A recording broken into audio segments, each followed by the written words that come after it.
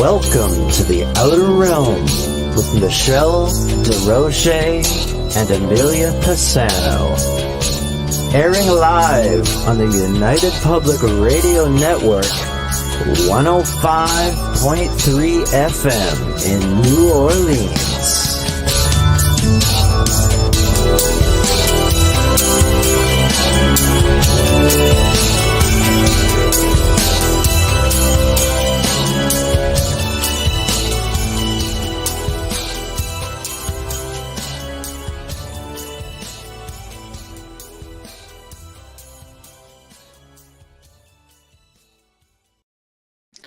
Good evening, everyone. Welcome to the Wednesday night segment of The Outer Realm. We're broadcasting live on the United Public Radio Network, UFO Paranormal Radio Network, 105.3 FM from the Gulf Coast and 107.7 FM from beautiful New Orleans. We're fully sponsored by the amazing people over at Folgers Coffee, who have been a part of our journey since the very beginning, and that's been a few years now. So thank you, Folgers. We appreciate you so very much. Also, big thank you to Justice Snicker, aka Dr. Snick, the Sonic Surgeon, for his contribution of his time, his music, and his voice for the intro that you just heard. He's an award-winning composer of Halloween, horror, and sci-fi dark wave electronic music, which can be found on all of your favorite music streaming platforms. Also, thank you to Steve McGinnis, the artist behind the banners and logos here at the show. Check him out on Facebook and Instagram. Also specializes in the horror genre, but does phenomenal commission pieces of any type. So check him out. So tonight, guys, we welcome back our dear friend and award-winning journalist Laura DiDio, who essentially was responsible for breaking the Amityville Horror story by obtaining exclusive interviews for Channel 5, 10 o'clock news, who produced the pieces on the seance and numerous psychics, including Ed and Lorraine Warren, and separately with the late Hans Holzer. So honestly, there was so much amazing information. There was just no way we couldn't do an actual part two. I mean, you knew that. Oh, perfect timing. Yeah, you know that, right? It's gonna be perfect timing. My hair's driving me crazy. Yeah, we timed it just right. So, for All Hallows Eve, nothing better to talk about, and doesn't get much spookier than that. But hi, everybody, for chiming in. So hello, Z-Sun, Michelle, Jackie, Alan. Hello. Wow, okay. We're just all getting in there. Excellent. We appreciate you guys coming in, all the early birds. So anyway, tonight we are actually streaming on X as well as Rumble. Okay, so of course we have our usual Facebook pages, aside from CMH, just not a thing. It's just having hiccups. Apparently, it's just not liking StreamYard a whole lot. Hi, Michael. I would say it's the platform. I'm starting to wonder, but yet we have other ones up here. So I know, but they've been making so many changes lately. Yeah, and there was a point where I couldn't even post the YouTube link on our promo. Remember, I had said to you, I can post it everywhere but on ours, and it was just strange. But now, it's actually getting, right now I can. So it's getting really ridiculous with all of it. So, we had a really great listenership or viewership on X. So we're back on there, and I'm watching it. It's streaming live. Folks are watching it, and this is great. And Rumble, just so you know, people on Rumble, we can actually see your comments come up in the studio here, so we can flash your comments up like this or your questions. Tell us you're there. I know. Let us know. My favorite vampires in the house. Because I see you guys in there. So I see you guys in there. I know you're there. So Mr. Mallows, my favorite vampire. He's on tomorrow night. He is. Yeah. And that's a whole other backed by popular demand. We want to hear more stories from Wayne. So that's that, right? I shared my witch's hat that I made. And it just took me like forever. But I don't know if it's going to fit in my frame. Right. Because it's so high. But I just used some random I liked her on YouTube, some just this There. pattern. And then my daughter There you always at this go, time of Michael. year she marathon watches Harry Potter every Yeah. single year. So she Right. has it on and I'm looking and then I'm thinking, wait a minute, I have the Harry Potter crochet book, like all of their stuff. It's really, really intricate, right? Because it's English and that. And I Right. look and there's the bloody hat. Ba, ba, I'm ba. like, that's why it looked so familiar. But mine's purple. It's not black. That's that, right? Yeah, All right. it's For some reason, I'm not seeing that this invite went through. So bear with me. I'm going to do it the old-fashioned way. God darn it. It's just like, damn it. purple. All right, we're going to try this again. Can you please send it? Did you change your name on X? No, it's always been the same. Hold on. No, I mean you spell it different. That's the only way they would take it. Oh, doesn't it drive you crazy when someone else has your name? Oh, I know. It's mine. Exactly. Like, what's wrong with you people? Send the link to. Oh my goodness. Okay, hold on. We're doing it different right now. Okay, 1 minute. No. DiDio Outlook. There it is. Okay. Here we go. All right, we're gonna try this one here. Yay. Okay, I can't wait. I know. There we go. There it goes. There it goes. It's Okay. so exciting to hear from someone who was there, like walked in that place before anything changed. Oh, In all of the locations that she's going to discuss, she walked in there before anything was changed. well, I like that she's been able to walk in there by herself. Oh, So I don't know if I would do that. Yeah. uh, I don't know if I would do that. I know you would. I don't even Sure question would. that. I think I'd need Michelle to walk in with me. I would do it all day long. Because I I think don't I'd be know. drawn to that little boy and I wouldn't be able to focus. Mm, I'm not scared. Yeah, Laura's brave. Yep. Yeah, she was very brave. She is brave, but I mean, is. she was really brave to go in there and the thought of a seance with all of that. Yeah. I think it was surreal and just taking that all in. I mean, if I was in there and doing a seance, I'd be so Well, happy. I think the time she went in, it predated a lot of that as well. So it was a murder location at that point. Yes. I don't think, we grasp all of that. Like the whole story really unfolded after the fact, and she was contacted by the Lutzes. We covered that all in the first show. So there must have been something going on at that point. Yes. Hello, Michael. Yeah, it is exactly. It The was original- scary when we were younger, wasn't it? I think the original is scary. If it scares you, that's good because that's the effect you want when you watch it. I believe. Hi, Ed. Hi, Good Ed. to see you.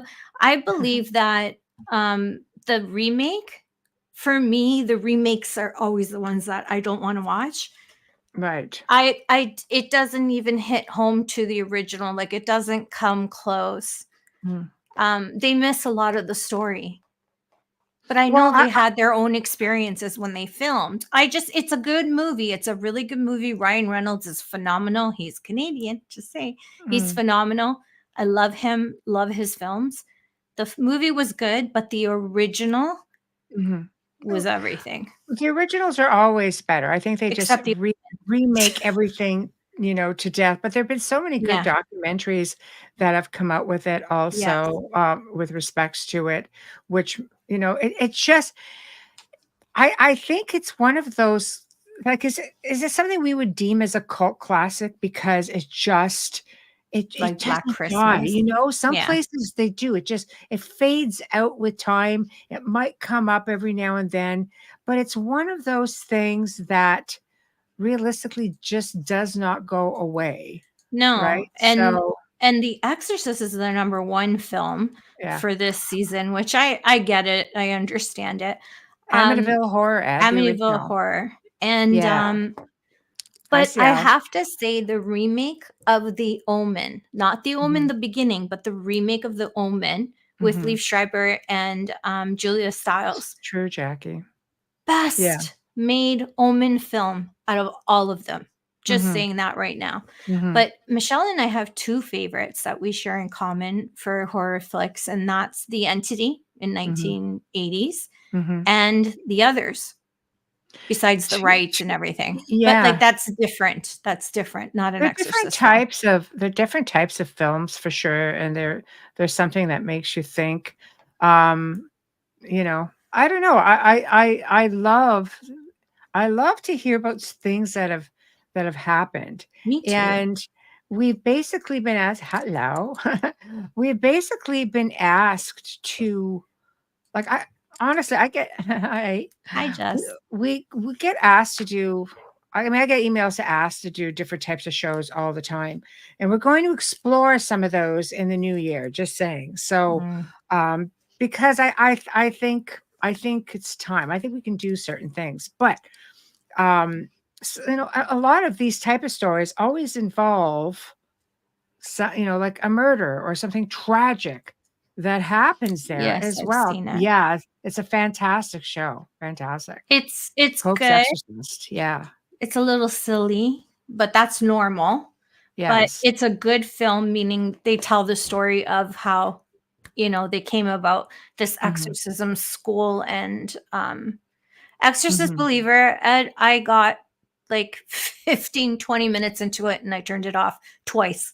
Yeah. It's Oh, not wow, my really? it's not Yeah. my cup of tea, but I know a lot of people that like it. What I Mhm. do like, you were speaking of documentaries, and I think these are scarier than the movies, is the Mhm. Haunting in Connecticut documentary scared the crap out of Documentaries me, are all yeah, right? actually, CL and I were just talking about that Yeah. yesterday, And so yeah, the Haunting in Georgia. The yeah, documentaries were better than the movies. And if you wanna watch yeah. something different, watch The Reaping. Mhm. Bouncing around plot. And you Well, wanna that's go good, Mike, at least we really know where you are. We know Yeah. everything's working. You wanna go really way back? Go to The Seventh Sign with Demi Moore. It was fantastic. Another That was fantastic good. flick.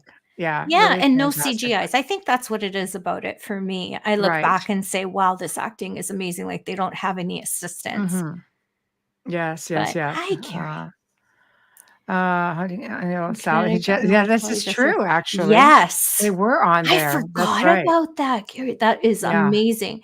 Yes, yeah, I forgot about that. But I remember yeah. watching the documentary. Mhm. Okay, now I'm gonna have nightmares. I wasn't going to mention that The fourth kind, yeah. because I know it's real. You can't tell me it There's isn't. a lot. Wait There's a till lot you of watch Cursed, The Cursed. yeah, we'll have to do that. I see Laura's just getting herself together. Laura, just give Yay. me a heads up when you're good to go, and we'll bring you out of the green room. But No snacks in our green room, sorry. I know we don't have snacks. I No know. Skittles. Yeah. Yeah.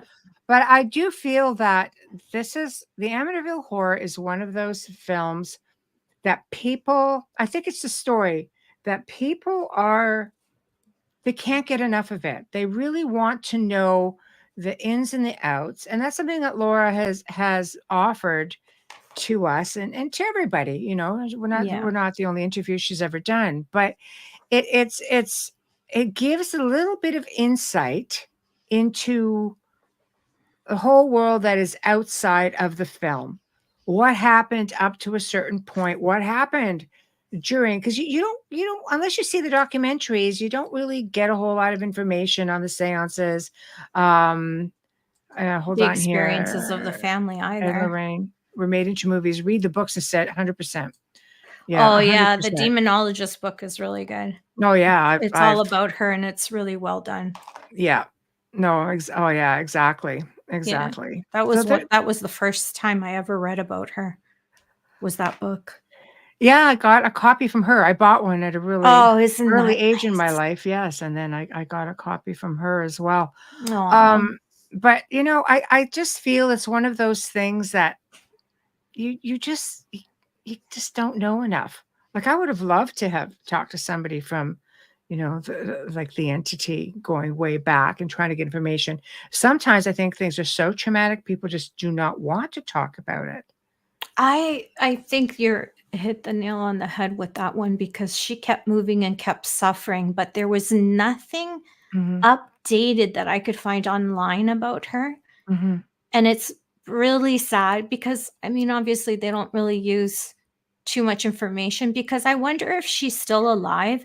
And if not, did it pass on to the next generation? Like I'm worried for her, when I Well, think about her. these things have the ability to attach to multiple people, but when you're looking Yeah. at something on that, like, on a really personal level, I actually had a friend who went through that, and,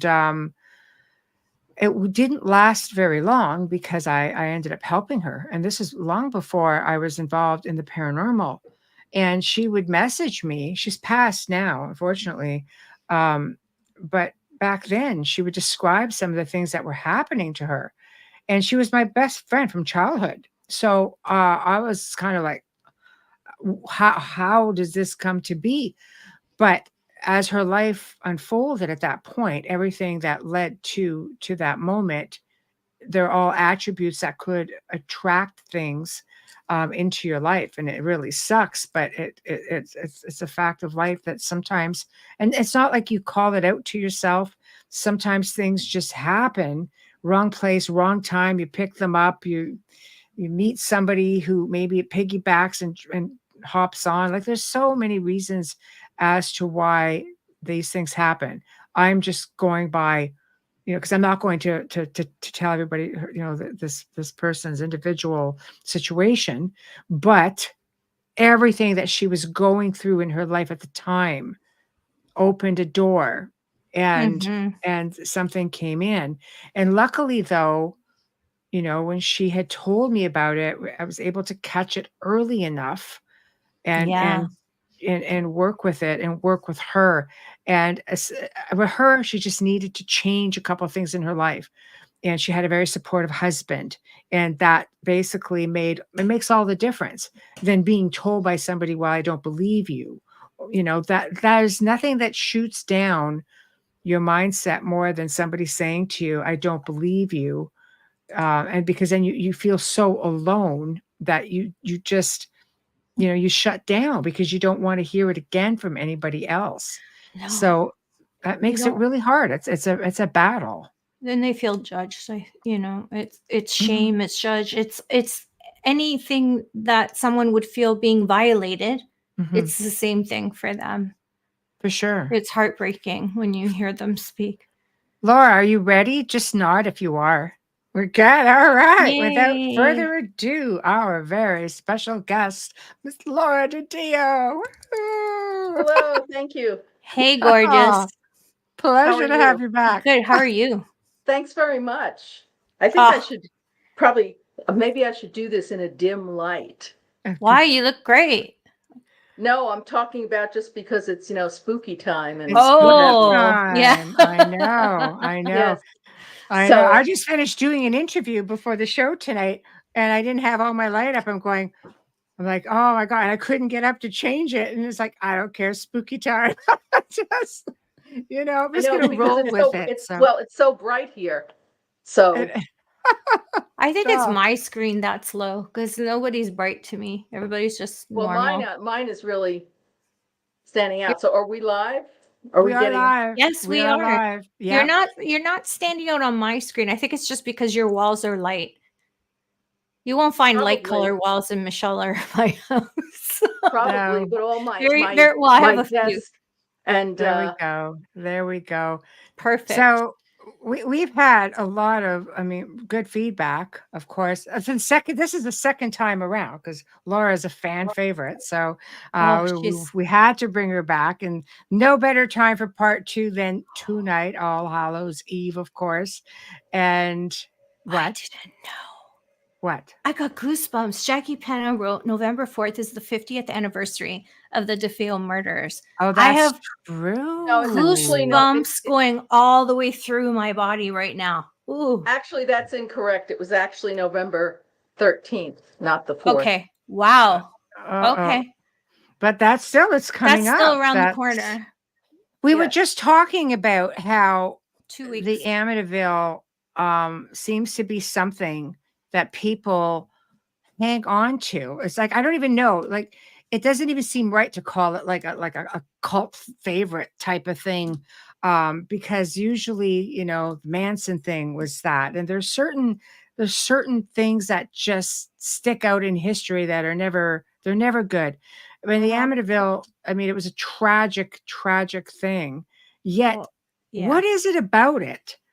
Do you think that make people hang on to it with such interest? They'll watch every movie that comes out, no matter how bad it may be. Because I feel the there's a lot of them. original was probably the best. We were just talking about that. But yet people won't let it go. Well, I don't think there's any one thing. First of all, one can never predict Right. what is going to capture the public's attention, because arguably you have many audience members who say, I don't get it. I know of a much scarier situation than Yeah. Amityville. Mhm. And why didn't that become as famous? But I think it was a combination of things and a confluence of events. Number one, and I've said this a lot before, it was the times. So the early to mid 70s, the Defeo murders and the subsequent experiences of the Lutz family Mhm. Yeah. were preceded by 2 years of the movie The Exorcist. Mm. And to anyone who was around at that time, and this is, of course, The Exorcist happened pre Friday the Mhm. 13th, all the slasher yeah. movies, blood and gore.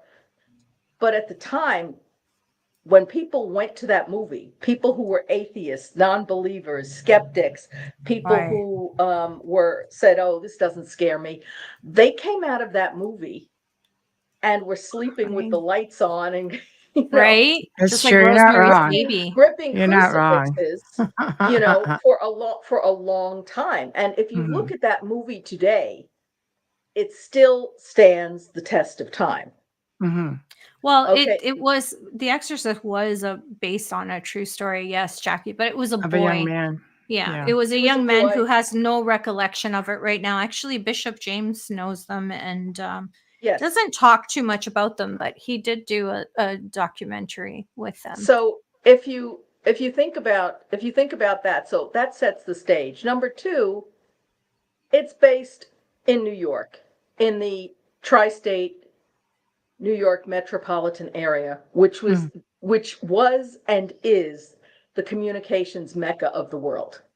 Right. And again, to people who are, millennials, or the what do they call them, plus A's now, or A Right. pluses, the latest ones. Okay, you have to remember that even though New York led the nation and arguably probably the world as a communications mecca, we had about 5 or 6 TV stations, one UHF station. There was no cable, there were no podcasts, there was no streaming media. Oh my There God, were no UHF, I mobile- feel so old. There were no mobile phones at the time in the early No. 70s. Some people didn't even have push button phones at home. That's true. Okay, Yeah. they might have had rotary dial. Mhm. I Yeah. mean, just look at those old 70s, TV shows. So Yes. the world was a very, different place. We did not yet have live digital ENG. You didn't have all of the satellite feeds that were readily available. Yes, there was satellites, so obviously, but Yeah. you didn't have at TV stations the opportunity to just edit on the fly. Right. And so there was that. Mhm. So Yeah, and that's true. the other thing, and Marvin Scott, who was the Channel 5 reporter of record on this, that I worked with, he and Steve Bauman, he said it, I think, the best. He summed it up the best. Everybody loves a good ghost story. Mhm. Right. The other thing, it had the element of that basically raised it up several notches was the tragedy of the Defeo murders. Yes. Okay. Yes. At the time, we were a much more religious-based society. Mm. Whether or more not you Christian. were Catholic, Jewish, Protestant. Mm-hmm. Yeah. Think about it. Church, church going was a regular Mm-hmm. thing. And people believed that. And there was a huge element with the Defeo family of that Mm-hmm. Catholicism. And at the time, again, it wasn't really widely publicized that both sides of the family, did have connections to organized crime. Now, I'm not saying that Louise Defeo was participating or that Ronald Defeo Sr. was participating, and certainly the 4 Defeo children. It just Allison, added to the element yes, of darkness, I suppose. yes, and the children were all attending a Catholic school. Mm-hmm. At the time of the murders, I mean, Butch, as he was called by family and friends, was pretty much known around town as being something of a troublemaker, a punk. He had had several encounters with the law. And there was no reason for it. He worked at the family, his paternal grandfather, Michael Briganti Sr.'s Buick dealership, along with his father. But his family gave him an allowance. They spoiled him, you name it. And in fact, he had tried to kill his father once before, but the gun jammed. That caused his father to get religion.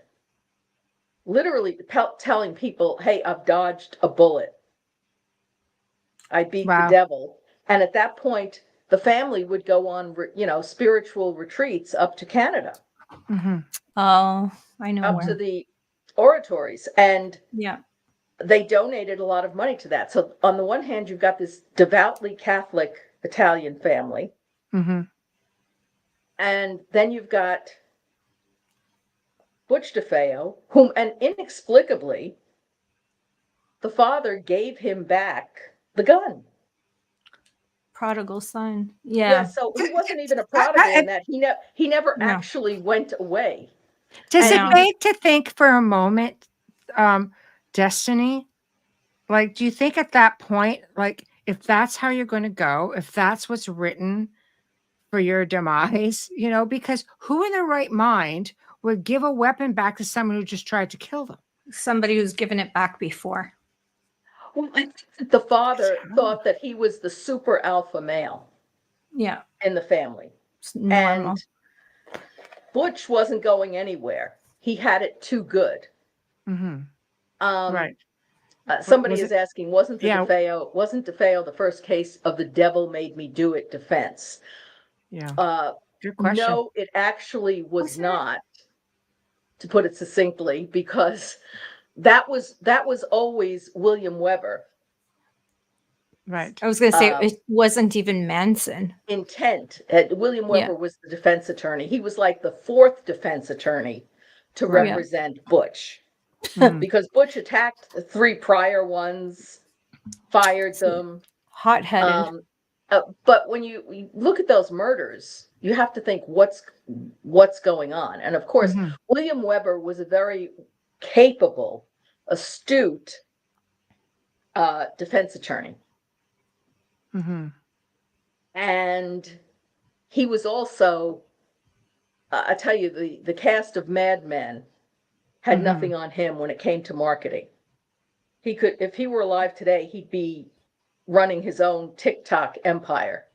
I'm sure. Right. He understood the value. Weber understood. He'd be the Rudy Giuliani of our times. Yeah. Right. He understood the value of PR. Yes. But so you had all these things come together, Mhm. and people do love a good ghost story. And of They course, it's do. also in the middle of winter.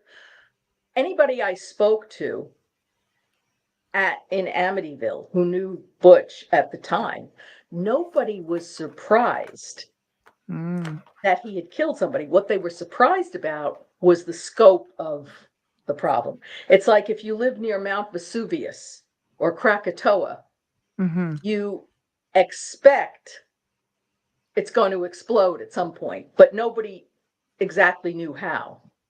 Right. And so there was this big element, and of course it was front page on all the newspapers. Butch Defeo was arrested and charged with the murders of his entire family within about 48 hours.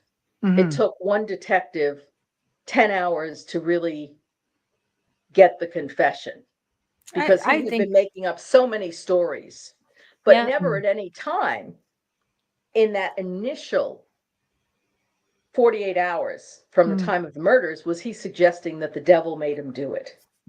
In fact, probably the most truthful he ever was. And any police official, law enforcement official will tell you, you're going to get the best truth as it comes out of their mouths right at the time. Right. And Absolutely. Yes. his explanation, and everybody's heard this finally, and he described each one of what he did in each one of the murders. Mhm. He went into the parents' room first, shot his father twice. The mother was always going to be collateral damage because she was lying right next to the father in bed. So the mother, Louise Briganti Defeo, was also shot twice, and they died pretty quickly. He went across the room, shot the two brothers, and he stood there. The one brother had had a football injury. He was the youngest one. Mhm. And so he was using a wheelchair or crutches, and he couldn't really move. And he was also found, face down in his bed. But when Butch shot him, it was one shot, close range, from a 33 caliber Marlin rifle, no silencer on the rifle. Mhm. And he stood That's a there and big watched question. the youngest brother was shot in the spine, and he stood there Aw. watching while he twitched. The other sister, who was 13, Allison, she was in the room next door to them. Mhm. She was shot in the head, and these were pretty horrific murders, Yeah. close up with a Yes. high-powered rifle. Mhm. Then he went upstairs to the third floor bedroom where his sister Dawn, who was 18, and shot her. So what nobody could ever explain was that none of the family were drugged. Mhm. There was no drugs in their system. Mhm. And the best book on the murders themselves is this one, High Hopes. High hopes. Yes. And this was written by Gerard Sullivan, who was the lead prosecutor, and his co-writer was Harvey Aronson, who is still around.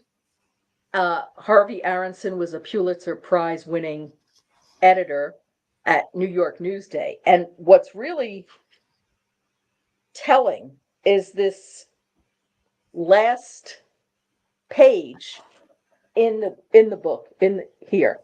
And Mhm. I'll just read it to the audience, because Gerard Sullivan at the time was a fairly young prosecutor. He had daughters who were teens. So this really hit home for him.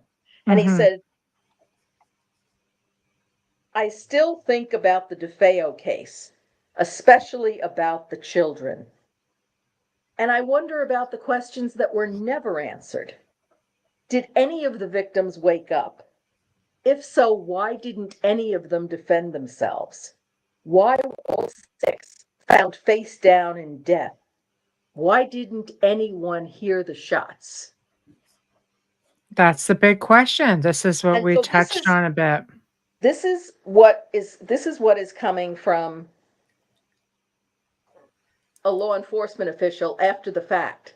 So Mhm. he would have said if they were drugged, there would have been, Yes. so there were no drugs in the system. That all would have come out. Yeah. That would have come out in the thing. But my question is, do we know absolutely for sure that they were not moved or rolled over onto their faces? Because he could have asked them to go face down. And in that fear, a child would just listen to their brother, not, But the parents, the father, I think, would have went the other way. He- He would have there went guns blazing. Yeah.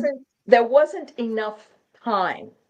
Got it. Okay. There were suggestions. I will say this. There were suggestions, and there have been persistent rumors, if you will, that, the father was shot in the hallway and he moved his body. Well, the father weighed over 260 No, I don't think pounds. Yeah, I yeah. don't think he moved it So- like that much. Mm. No. But that was Yeah. one of the claims. Wow. Mhm.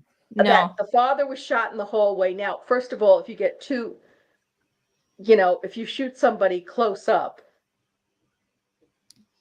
with a rifle, It would have been all over you're going to him. lose. There would have been blood all over. There was no way he could have cleaned it up by himself, nor could he have dragged his father, put his No. father back in Because bed. the splatter would have come forward and back and up.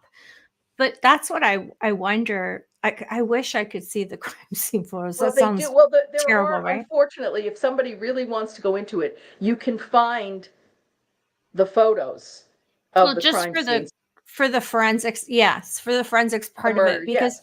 I wonder what CSI was like then and now, because of technology. Well, I Mm. think what happened was the father did, when somebody shoots you, I mean, his body would have jerked, Mhm. Yes. and he looks like he started to get up to raise himself with his elbow, Mhm. but there was no time. This No. all happened, these murders took place within the span of about 10 to 15 minutes. This And was no not a one protracted heard that. event, So No but one heard nobody that. heard it. Go ahead. Here's another question pertaining to Dawn, because we know that Ron he hopscotched around a lot in his story, and one of the stories was that Dawn was the mastermind behind it, and came home late, that she wasn't actually in bed, and that she was aware of it, and she got him to do it, and in the end, like, she got it anyway. So what are your thoughts on that? Have you heard anything about that? Because that guy just flip-flopped around so much, it's hard to know in the end what the heck really happened pertaining to him. The best account, I think, was what he told the detective at the Right. time, which was he had been Right. drinking, he had smoked pot, he Mhm. had gone over to a friend's house, a woman, Mhm. and gotten some heroin. Mhm. So he had that, but who knows what kind of tolerance he had to it, because he was Mhm. drinking and drugging and partying quite a bit. So it's not the Mhm. same as if you and I suddenly decided, oh, let me take my Mhm. for that first Right. snort of cocaine or something like Oh, that. Right. Right, of course. But we don't know what kind of a tolerance he built up to it. No. Or how long. Yeah. But he had been he had been abusing substances, drugs, alcohol, you name it, for quite some time. Mm. But However, his toxicity in his blood must have been really high. yes. However, let's look at the story. It doesn't make sense. No. First of all, women who kill don't usually use guns unless you're Bonnie Parker or, Mhm. Yes. or Yes. High in the testosterone. military, Yes. in the military or law enforcement. That Yeah. wouldn't be the drug of choice. Dawn was living at home. She was going to secretarial school. Mhm. She didn't have the beef with her parents That he had. to the degree that he had. I'm sure Yeah, it we doesn't all make any sense. have contretemps and disagreements and arguments with our parents. Mhm. But so that doesn't sound right. And she's the 18-year-old mastermind. Mhm. Ronnie Butch Defeo Jr. positioned himself as an alpha male. Again, this guy walked around like, a barnyard cock. Right. Just I'm the Yes. leader of my pack, and he used to buy his friends off because he had money, a Mm-hmm. car, a boat. He, Mhm. flash that Mhm. around. So nobody was going to tell him what to do. He had Mhm. also gotten into several fistfights with his father. They'd fight on the side lawn. They would fight in the house. Mhm. So no, there was no way that an 18-year-old is going to be telling her 23-year-old brother what to do in Right. this situation. He told so many stories. It wasn't funny. He did say that he killed his father, but Dawn killed the other kids, and that's why he killed Dawn.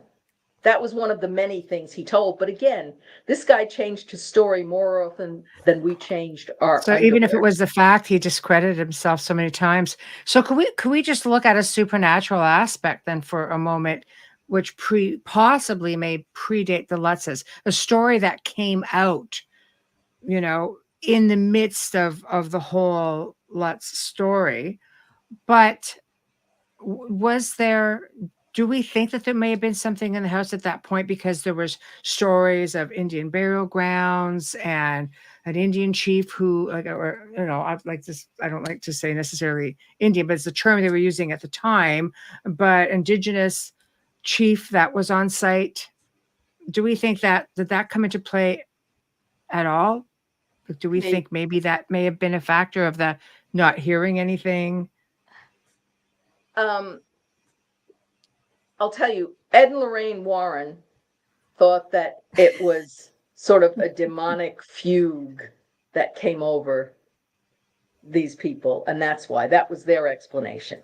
Got it. There was a lot that went on. First of all, the stories, the quote-unquote stories about Native Americans being buried on the property is not a story. That's backed up by fact. Perfect. Okay, good. Okay, I That got helps. those records out of the Amityville Historical Society when I did all the original research. So that's bad Excellent. juju right off the bat. Well, Right. not To be so- necessarily. I mean, they did find there was, and it was right where they found it because it was reported in the newspapers that they Yes. found the bodies of 4 Native Americans, and one was in a standing position, which usually denotes a chief. But when you Yes. say burial ground, you have to think this is not like one of those Western movies like Jeremiah Johnston Right. with No. Yeah. Robert No. Redford, where, we won't go into No. It's just a burial burial. It can because constitute one or more. Right. so, but the second part about the angry chief, that came from another aspect, and that was when that came from Hans Holzer when I went into the house in January 1977 with Hans Holzer and his deep trance medium, She was Ethel incredible. Johnson Myers. Yeah, she was And- incredible. Yeah, well, she was a former opera singer, by the way. But Oh, so when she went in and went into a trance, she was channeling this Native American person who said that some kids had found his skull and were kicking it around like a football, Mm. and that made him angry. There was also the story that a man named John Ketchum, who Yes. lived in the area right up the block from them, but a couple of hundred years earlier, Mm. that he had come down from Massachusetts and had been a warlock. or so a that's witch. where the catch 'em kill 'em. That- yeah, from. But- there's a blend right there. Oh, I've Okay, got but there's goosebumps no everywhere. evidence. There's no Yes. evidence that this John Ketchum had anything to do with the occult. Okay. However, I think when you have somebody, let's face it, who is on drugs Mm-hmm. and who is evil Mm-hmm. and they attract a certain energy. Absolutely. So whatever, and I am not a psychiatrist or a psychoanalyst, but there's something very off with this guy. It's a And mix. Yeah, It's not a good mix. I No, was going to ask you, eventually. was there a psych eval? What they find? they found him fit to stand trial. But that It's- doesn't mean it's- he's not mentally stable. No, well, He's there's mentally something- stable. Well, I think we can all agree that it's not normal. And there's another Mm. No. book out there if anybody wants to try and get their hands on it, which is an excellent book. It's called Horrific Homicides, and it's Mhm. by Judge Thomas Stark, who has Hmm. also since passed away. And he talks about his most famous cases, and he devotes several chapters to Ronald Defeo and Amityville, the late Ronald Defeo. He passed away. He's gone now Yeah. 3.5 years. Passed away in prison. Wow. Yeah. Yes, he passed away in prison. But he said it was his most notorious criminal trial. Well, Mhm. you think And about how he- many trials do we have in history that actually have murdered their entire family?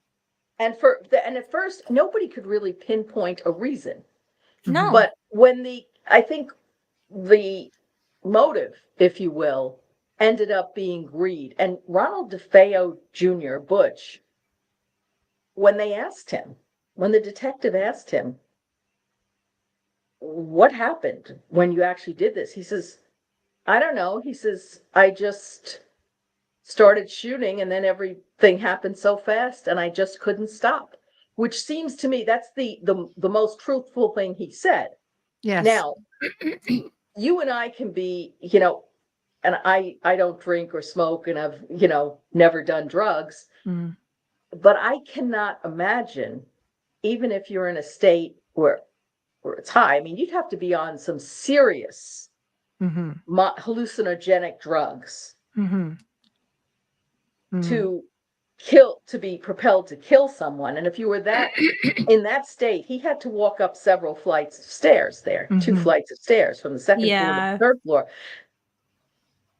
So it doesn't square if he was that under the influence, number one, that he could shoot straight. Number two, that he could give commands to his brothers and sisters to lay down and stay down. And reload. Or No, walk. and period. he was one person. And don't Yeah. forget, if he was in one room, if he's in the parents' room, why wouldn't at least his three of the Why four didn't they siblings hear got enough- something and why didn't they scatter? Why didn't they that I think or scream? exactly. I think we could we can all relate to the fact that yes, he was highly unstable. This happened and it was a tragedy. But when you're looking at the mysterious part of it, it's like nobody heard anything. The dog didn't react. The I was neighbors just didn't react. The dog thinking did that the react. dog, no. The dog did react. Oh, the dog was So- the only one reacting. Somebody complained about the barking, but they didn't look to see what was going No, on. they didn't. What happened was the Dog dog, was reacting. the old English sheepdog, was tied up outside.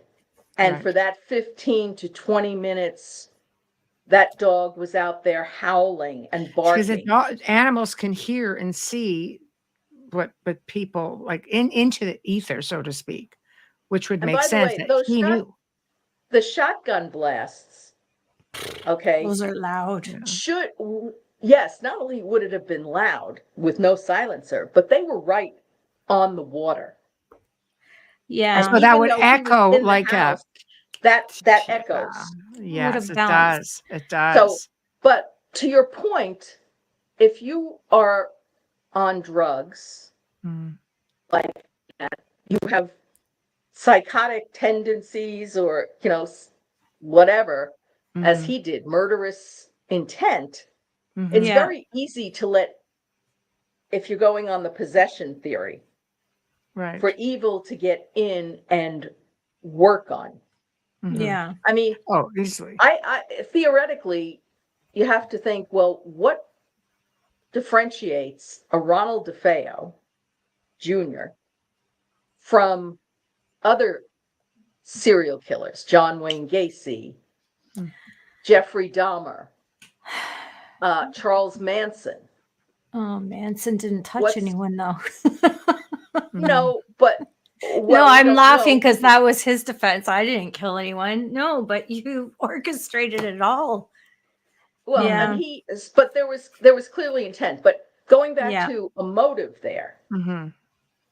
Ronald DeFeo Jr. had basically robbed $20,000, stolen $20,000. He was making a bank deposit for the Buick dealership, Business. where he Yes. Yeah. worked as sort of Yes. a, general Mhm. factotum, making Yeah. deliveries, because they couldn't trust him with anything of any responsibility. So he and another Mhm. guy went out, supposed Yeah. to make this bank deposit, 20,000 in cash, and they come back three hours later and say, we were robbed.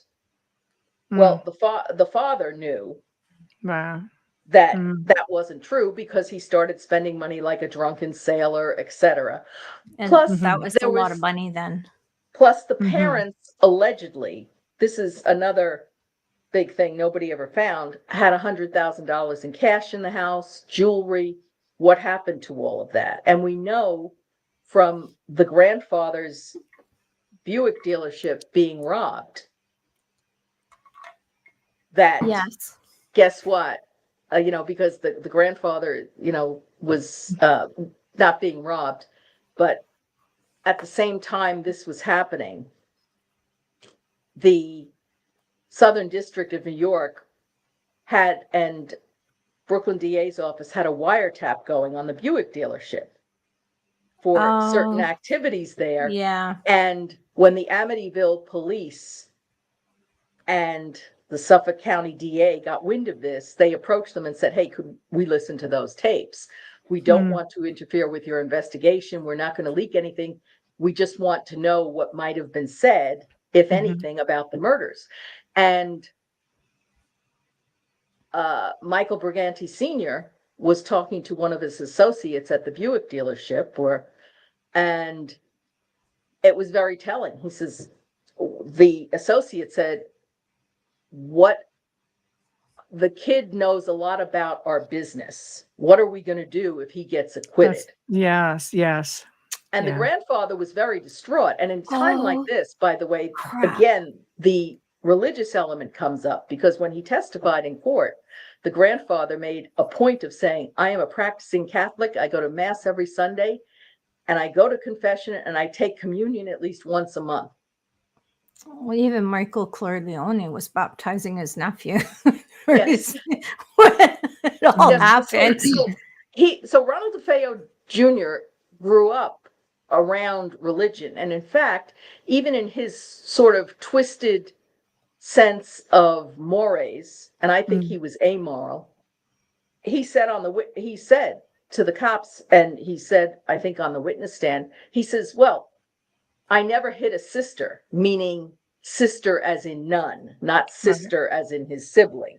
So in his mind, that was a code of honor. So he grew, he had all of this symbolism around him. And of course, everybody remembers the picture of the statues on the front lawn, the statues in the house. So this was a church-going family. So you can say, there's this tug of war with good versus evil.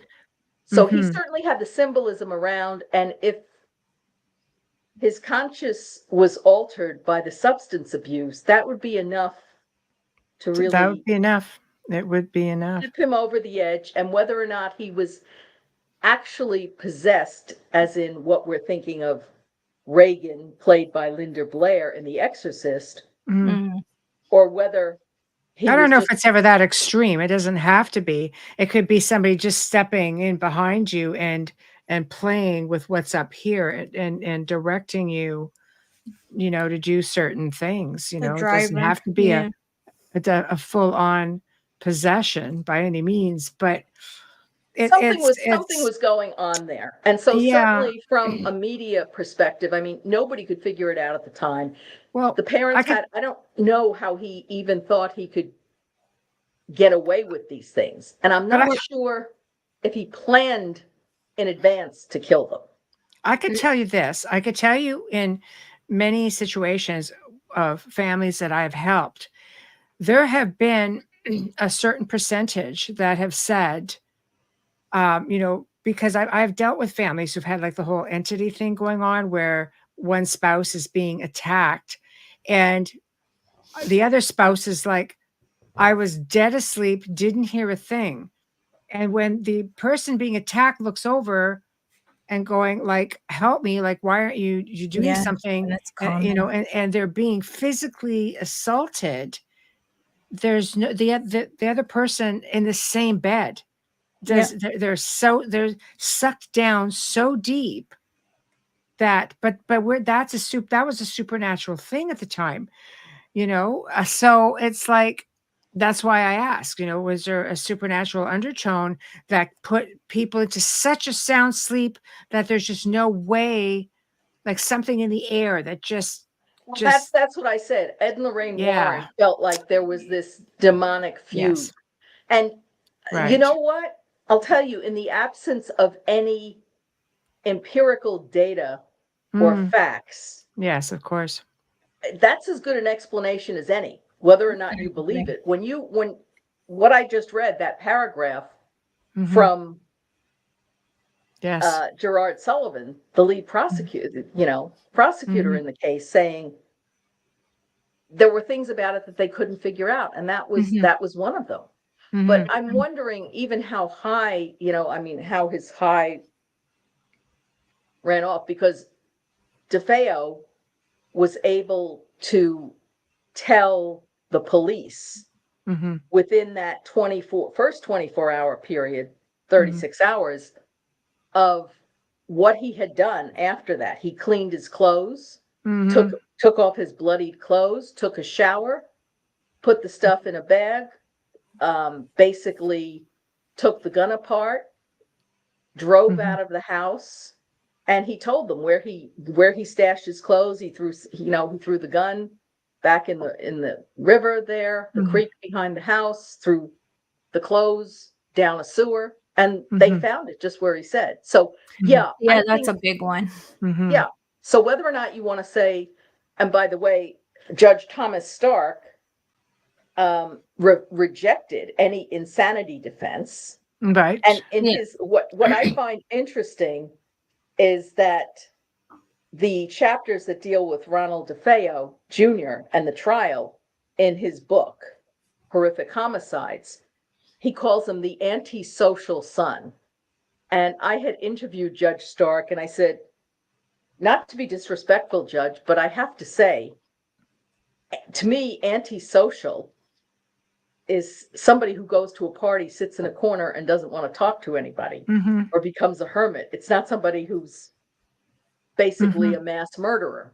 But do I think that there was certainly, I think, that Catholic element there. And interestingly, Defeo Jr. never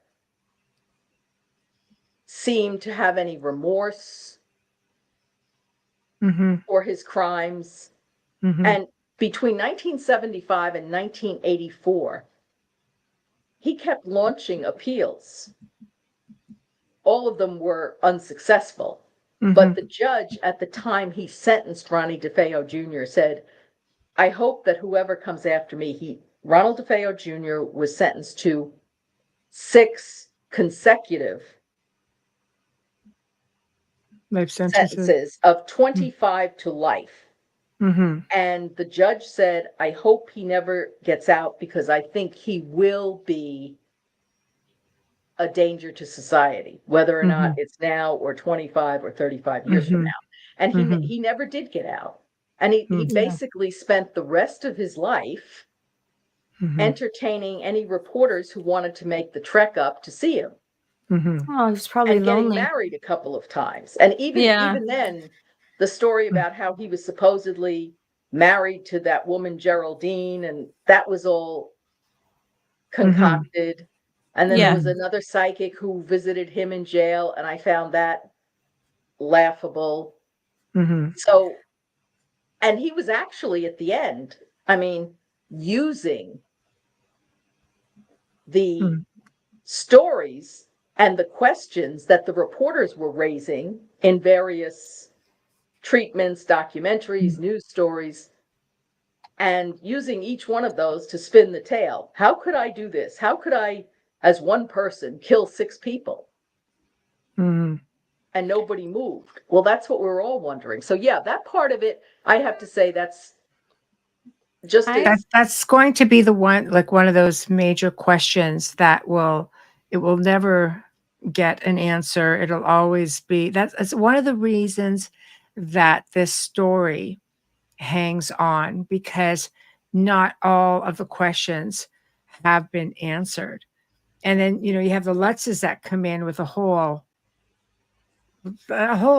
myriad of craziness besides that. So, we touched a lot on that in part 1 with the Lutzes, but we didn't touch on everything that was happening to them in the house. There's so much information, it's hard to remember it all. And of course, all you have to go on is the books and the movies. So what really went on? Did George go off his nut at the same time at 3:15 every morning? Were flies infesting the house? Because I know you mentioned that the priest did have an experience in there as well. So some of it, there was something going on in that house. Yes. The priest, Father Ray Pecoraro, I did meet and speak with him at Kathy's mother's house when the Lutzes were staying there, and asked him to his face. He was a very quiet man, and I asked him to his face. I said, "Did you really hear the voice of a disembodied entity telling you to get out? And did something smack you in the face?" And he said, "Yes, that did happen." See, right there. That's a curiosity. That's a curiosity. Well, there's a lot of curious things about this, because of course, once the Lutzes gave that press conference with William Weber in January, that hit the local news. And then people were looking for them and trying to find them, but nobody knew that they had gone to live with Kathy's mother. Today, they would be, and George was still going to work. So he just wasn't answering phone calls. Today, with all the communications that we have, the kids would be staked. The reporters would be staking out the kids' schools, following them home, Oh my gosh, offering bribe money. So they couldn't. Yeah. But, one of the things, when I went out to speak to the Lutzes, when I finally got in touch with them and they called me back, it was on a Saturday. I didn't tell my office that they had called me back because I figured, oh, well, I'm just a lowly news assistant. My career is going to be over before it gets started. if I say, well, I called them, but they won't talk to us. So it was better to not to let them know that I had spoken to them. But when I arrived at them at the office, that's where I met them, out at George Lutz's family business, the William Parry Surveying Company. And what happened was George was always very tense and uptight. It's sort of like a wire that you thought was going to snap at any minute. Kathy was very, very sweet, very soft-spoken. She was just a lovely person. But when I actually spoke to them, it was like pulling teeth to get the story out of them. And I had feeling, I spent 6 hours with them that first afternoon. And they didn't want to, George, you could say he might have been cagey in trying to evade questions. Kathy sat there, hunched over like this, and she spoke very low. I literally, even though I was only 2 feet from her, had to lean forward to strain to hear what she was saying, but to get out of them what had actually happened, you know, Do you think she was was afraid of George? Do you think she was a little bit leery about speaking? no, out it of wasn't story. that at that time. Certainly George was the more dominant personality, Right, right. but in bits and pieces, they started to tell the story. And what struck me and what I've written here, in all of my notes and my forthcoming book, was that these people were genuinely terrified. Now, if they were faking it, Mm-hmm. okay, then they missed Hollywood, Mm-hmm. because this is like listening to Robert De Niro or Meryl Streep or, whatever Academy, they were giving an Academy Award performance. It sounds like they were Um, just grabbed and sort of gagged and say, do as, like I say, maybe this William Weber had something to do with that. well, And yeah, I don't know, but when I finally did, I said, well, what happened? I needed something concrete. mm, And they said that they felt that it was a negative force. And according to, I'm looking at my original notes, mhm, according to George and Kathy, the house was not haunted by the spirits of the dead Defeos, but rather by some strong negative force that was not confined to the house and the property, and that mm, could reach out and follow them wherever they went. mhm, So, Really? in addition, at that point, George had told me that he had a psychic friend of his, he didn't mention who, that had gone through the house and sensed the presence of various demons, as well as a gnome that inhabited the fireplace. hate Okay. And gnomes. he said there were I knew that was allegedly, coming. Michelle well, that hates one, them. I hate okay, that gnomes. one hadn't been Sorry. played out. Right. Okay. This is his words, not mine. No, I was Okay. just playing. No, we were just laughing at it. That's all. He Not said at that, at Michelle. He said there were allegedly spirits of people who had lived on the land hundreds of years ago, and not all of these presences meant harm. But apparently, it was the overwhelmingly negative force, which Mhm, he did not characterize as demonic. In fact, he got very angry when when we went into the house the first time with Ed and Lorraine prior to the seance, when Steve Bauman used the term demonic mhm, in the thing. So among the things, so you're asking, I said, well, what happened? What actually happened to you in there? mhm. So among the things that he said happened were doors ripped off the hinges. We saw no evidence of that, nor did we see any repair bills. Mhm. So subtle personality changes in the family. Everybody had short tempers. There was a lot of violence among the members of the family. It was commonplace. Mhm. George told me that he and Kathy took wooden spoons to the kids and beat them with it one night and ordered them around to march around like drill sergeants. Hmm. Kathy told me that Chris and Danny, her two sons, who were 9 and 7 at the time, brought home a playmate one afternoon. The boy had remained with his coat on in the foyer and finally left after only a half an hour and never came back. Kathy said her sister-in-law gravitated to the playroom when she visited and seemed to revert to a childlike state. Kathy also said that the house worked differently on women than it did men. So Interesting. she said men seem to be infested or infused with more violent reactions. That's Well, interesting. Kathy said women, including herself, were initially very charmed by the house and overcome by a feeling of sort of lassitude, oh, that's Mm. nice. Mhm. Kathy and George both said that the longer they stayed there, the less they felt like leaving the house to go visiting or even do ordinary everyday chores such as shopping. Mm. They also said that their sex life became non-existent after they moved into the house, which might be a little odd for two healthy 29-year-old, 30-year-old people. Mm-hmm. They said that the boathouse was a source of poltergeist activity.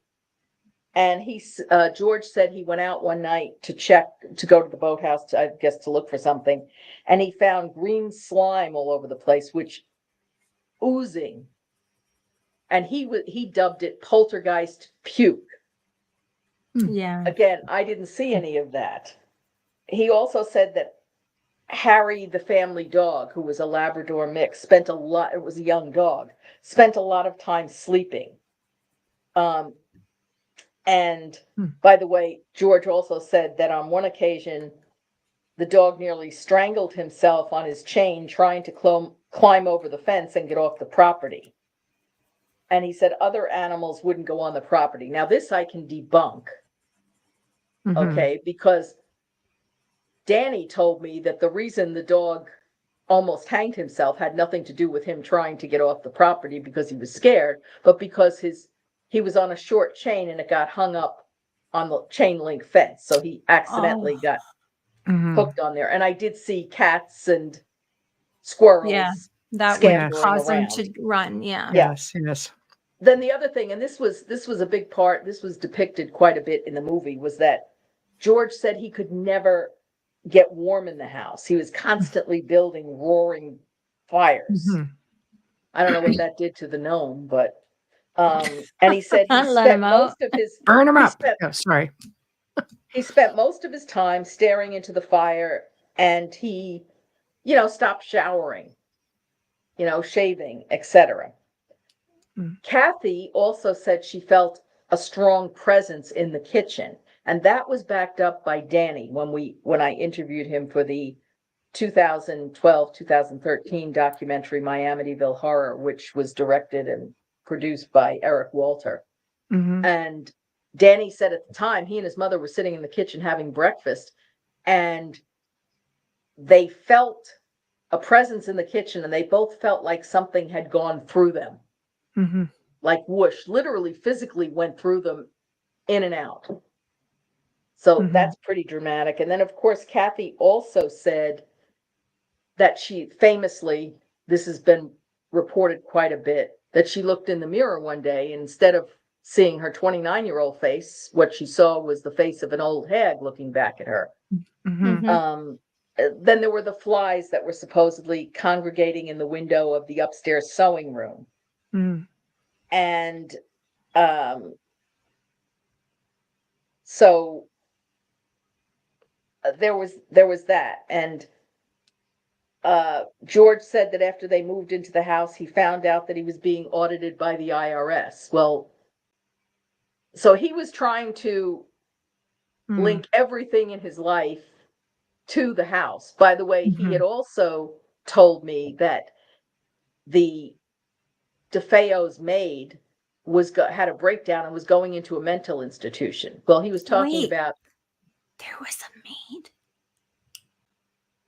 Well, I didn't know. It was actually, the woman's name was Lynn Nonowitz. She passed away some years back. She was a very close friend of Louise Defeo's. I wouldn't call her a maid in the traditional sense. Okay, understood. She did go over to help Louise out. I mean, actually, when you think there's 5 kids, husband, etc. So she would go over and help Louise out, cleaning a few times a week, help her with the laundry, etc. She was very close to Louise. She was on the witness stand at the Ronnie Defeo Jr.'s trial. She was clearly very upset. So I think she did go someplace to decompress, but it was not like she was committed and was in a straitjacket. So that would be a mischaracterization.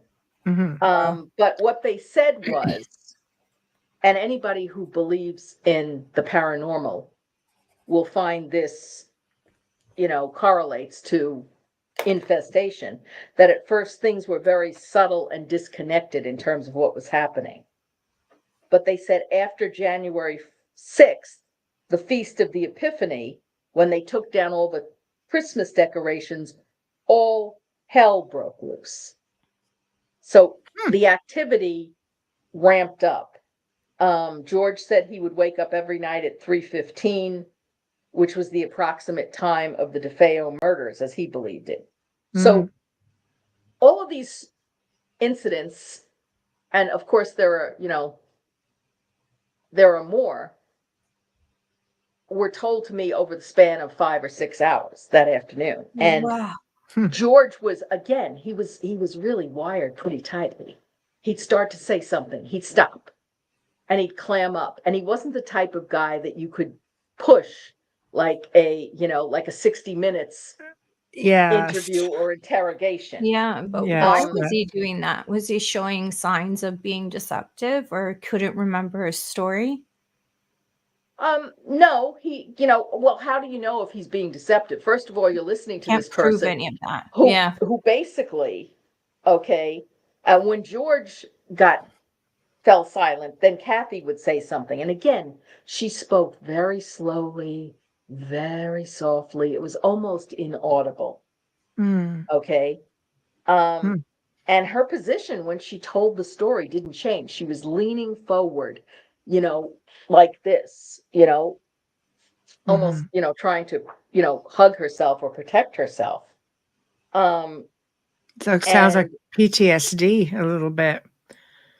Yeah. And at certain points, I would always ask them to go back over certain things to clarify them because it wasn't clear. I wasn't sure I heard right.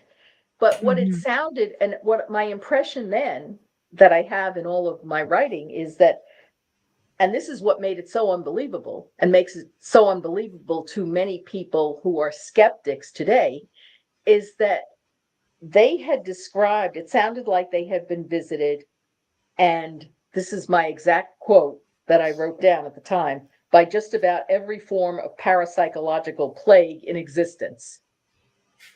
Wow. And I had to say, even sitting there as, 19, 20 years old that I was, and even though I believe in hauntings and possession, etc., my personal beliefs were being very strained because of all of this. Usually it's one or two or three things. Right. And that made me uneasy because I'm thinking, okay, Monday morning, I'm going to have to go into Channel 5 and tell my news director all this stuff. But, that, by the way, I knew that wasn't going to stop them from airing the story. On the contrary, if anything, it was going to make them more eager to do it because it was a ratings bonanza, whether or not the Lutzes were proven to be frauds or whether there was really something there. It's a win-win for the news station any way you look at it. And the fact that all of these famous people started coming around, of course, the seance is the big one, and the famous photograph that was captured. Has anyone ever determined? A little ghost boy. Yes, who looked a whole lot like one of the Defeo boys. But if it was something malevolent in the house, it could have been mimicking that image as well. Actually, the photo didn't look like either Chris or Danny. It didn't. Oh, so who was it? It looked like. No, you said Defeo. Not the Defeo, or Defeo boy. No, I didn't really think it looked like one of them or the Lutz boys. Interesting. The photo looked like Paul Bartz almost, who was the assistant that accompanied Ed and Lorraine Warren, one of their assistants. Kidding. That night. So just a young guy who just stick his head out at the wrong time and not. I don't know. I mean, but not Paul come Bartz, forward. Yeah, Paul Bartz was wearing a plaid shirt, and in the photo, that little ghost boy. And people ask about the little ghost boy photo all the time. Yes, it's very popular. Okay, I cannot vouch for its authenticity, and I can't say that it was faked because in order to do so, prove it with any beyond the shadow of a doubt, I would have had to have been there when the photo was developed. I Correct. would like to see the negative. And Exactly. that is owned by, all of that is owned by the photographer that And there was the no way of getting a hold of Warrens that. He had never employed sold that it. night. I know. But Right. He at the never sold it. That's telling. Yeah, but it's all over the net. And what happened was Yeah. years later, and this part I really don't like about George, because George Lutz did some very shady things. Hmm. He had called up, we had a conference call with Ed and Lorraine and myself after the book, the Amityville Horror book by Jay Anson, was published. And George said, "Hey, all of you have been so helpful to us. I want to do an Amityville picture book. And we'll share in the profits with all of, with you, because you helped us out so much." So as part of that, he asked Ed and Lorraine if he could borrow all the photographs from that night, because he never went back into the house, according to what he told Mhm. us. Right. And so they loaned him the photos. And time went on. And they had the negatives, of course, but Lorraine asked him for the photos back. And he says, "Oh, I copyrighted them." Oh. Ouch. Who would do that? Well, first of all, by the way, Yeah. that's a big fallacy. Mhm. Okay, it was a big fat lie. He had never copyrighted them. Mhm. But Well, it would number have to be in two, your contract when you hired him that you couldn't have them. So yeah, you're right. well, he not only never copyrighted them, but he wouldn't have been able to do so by law. No. No, The they weren't his copyright pictures. resided with the The original photographer. photographer. Correct. Yes. We just So- have to. Can you hold that thought? We just have to do a station and sponsor ID, or we get. I know. It's so good. This is the work part of the I'm interview. gonna turn some of the lights down here. Okay. Oh, Put you back. perfect. Okay. Wow. Go Bubbles. First action. I am just like so into this. You are listening to The Outer Realm with Michelle Desrochers and Amelia Pisano, coming to you live from the beautiful city of New Orleans on 107.7 FM radio, as well as on the Gulf Coast on 105.3 FM radio. We're live on Roku TV, Rumble, YouTube, and X. You heard me, X at Michelle Desrochers. And Facebook group pages, all of them that we can actually get to work today. Just saying. How's that? There's an orb behind me. Actually, that's just my stained glass lamp, but it's more.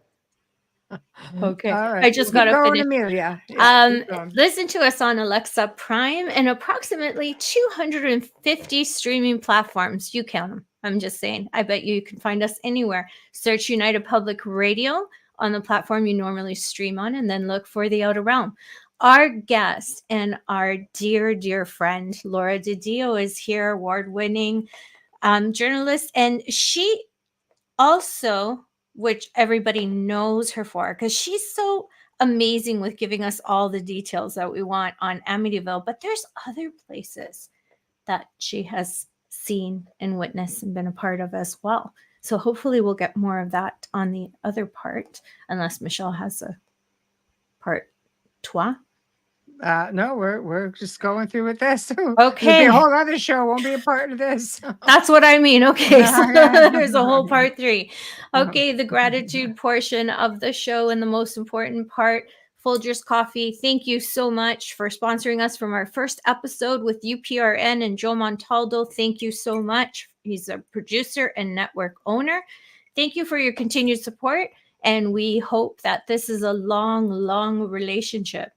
Our fabulous banner and promo media is courtesy of Steve McGinnis. He is a horror illustrator and an artist, and he also creates custom commissioned pieces. If you're interested, he can be found on Facebook. Thank you so much, Steve. Our intro is courtesy of Dr. Snick, the sonic surgeon, aka Justin Snicker, award-winning composer, vocalist, and musician. You can find his music on Amazon and Bandcamp. Stream on any platform. Find Dr. Snick on Facebook and Instagram. Thank you, Justin. This is your month. It really is. Lastly, if you are watching this episode right now on any platform, wherever you are, if there is a like, a subscribe, a notifications button, a join us button, smash it right now so you never miss a show. Kindly share us with your friends and family and help us grow on social media so we can continue bringing the best in their fields. And also people on Rumble. I see all of you are viewing. Just know that we can see your comments and questions. If you want to put them up, we will put them up here on the soundboard, and our guest, the lovely Laura DiDio, will be happy to address them. And I know there's quite a few of you in there, so thank you. Anyway, all right. Wait, Laura. Yeah. Back to the crazy. it's and I say that, you know, with a lot of respect, because it seems to be a melee of a whole lot of things. But it seems as though, like a lot of things, that somehow George is trying to capitalize on this. And do you feel, of course, that that would take away from the credibility of their experiences? Well, it could, depending upon the person. Let's face it. Okay. Yeah. So what he was doing from the beginning, and I have that in my notes from that first time that I spoke to them, he had a tape recorder there and was taking notes. He was more well equipped than I was. And when the Warrens came that night, or, you know, when I was at that, he was constantly taking notes and taping conversations. As a matter, and that came into play later when they decided to contact Jay Anson at Prentice Hall. They never met Jay Anson face to face. They gave him 47 hours worth of tapes from all these people. So one could say, I mean, it depends upon how you want to spin it. On the surface, if one was planning to do a big media push, books, movies, TV shows, certainly that would be helpful. But on the other hand, okay, you look at somebody like myself, who's a reporter. Every reporter, you know, court stenographers. But your cetera, information lawyers. is confidential, isn't it? Like, they can't just put that in a book without your permission. That's just your work. You're protected to a degree, are you not?